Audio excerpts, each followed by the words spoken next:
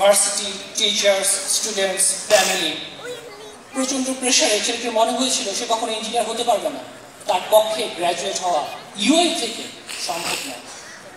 লোকলজ্জার ভয়ে সে ঠিক করেছিল ইস্টার্ন ইউনিভার্সিটিতে ভর্তি হবে এবং নতুন করে বিবিএ শুরু করবে, যেখানে কেউ তাকে চেনে না।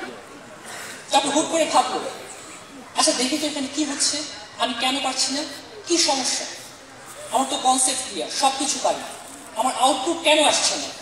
সে কাজ করা শুরু করলো, দাঁতের দাঁত চেপে পড়তে বসলো এবং গত বছর যখন সে পাশ করে বের হলো তার সিজিপিএ দাঁড়ালো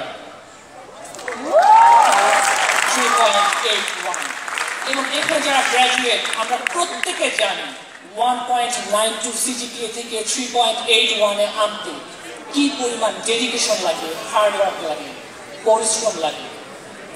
And we know hard work pays off. পাশাপাশি গত 1 বছরে সে রিসার্চ বেসড অসংখ্য কাজ করেছে। তার নামে আছে বর্তমানে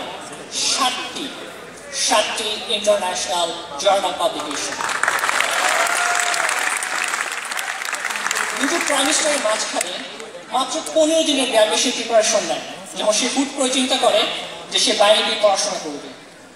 যে ছেলেটি একসময় ভাবতো যে সে আদৌ ইঞ্জিনিয়ার হতে পারবে কিনা, সেই ছেলেটি 15 দিনের জিআরই প্রিপারেশনে স্কোর তুলে টুয়েলভে 120, 116, জিআরইতে 340, 319।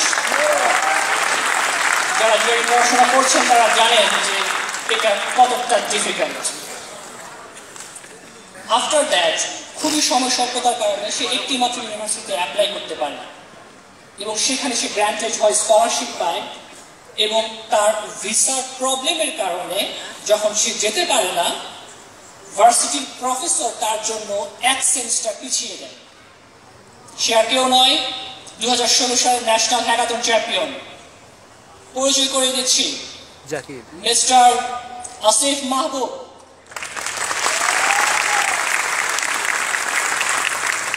মিস্টার আসিফ মাহবুব বর্তমানে কানাডার কুইবেকে কনকর্ডিয়া ইউনিভার্সিটিতে পড়াশোনা করছেন। এই যে জীবনের গল্পগুলো, তার পেছনে দুটো মানুষ আছে আমি দৃঢ়ভাবে বিশ্বাস করি, আমাদের মা এবং বাবা। আমরা যখন পড়াশোনা করেছি অনেক আবদার ধরেছি, অনেক কিছুই করেছি, কিন্তু কখনো বুঝিনি বা বোঝার চেষ্টা করিনি আমাদের এই টাকাগুলো কোত্থেকে আসছে। ইকোনমিক সলভেন্সি, প্রবলেম, গরিব বড়লোক, এই প্রসঙ্গগুলোতে আমি যাব না। মূল ব্যাপারটা হচ্ছে আমাদের প্রত্যেকের জন্য টাকা খরচ করা লেগেছে। আমরা কখনো বুঝেছি বা বুঝলেও সে আত্ম উপলব্ধি কখনো আমাদের এসেছে যে সেটা কতটা কষ্টের। এখন আমরা যারা গ্র্যাজুয়েট, আমরা এখন যারা জবে আছি বা জবে ঢুকবো, আমরা জানতে পারবো প্রত্যেকটা পয়সা ইনকাম করতে কত কষ্ট করতে হয়। সে মা বাবাদের জন্য দাঁড়িয়ে আমরা একসাথে তালি দিব, প্লিজ।